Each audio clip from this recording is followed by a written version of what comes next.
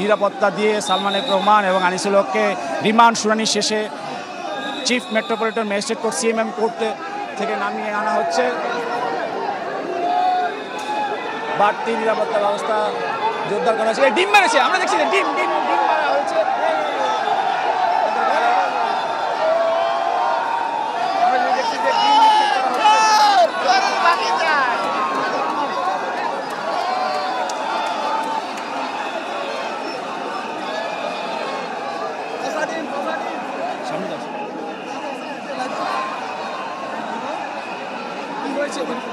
দশ দিন হ্যাঁ না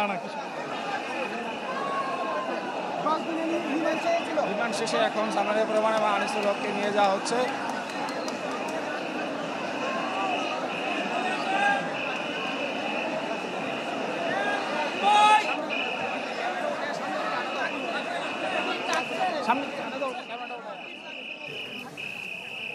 দর্শক, আপনারা টেলিভিশনের পর্দায় কিছুক্ষণ আগে দেখলেন যে ঢাকার সিএমএম আদালত থেকে এইমাত্র সালমান এফ রহমান এবং আনিসুল হককে নামিয়ে নিয়ে আসা হলো।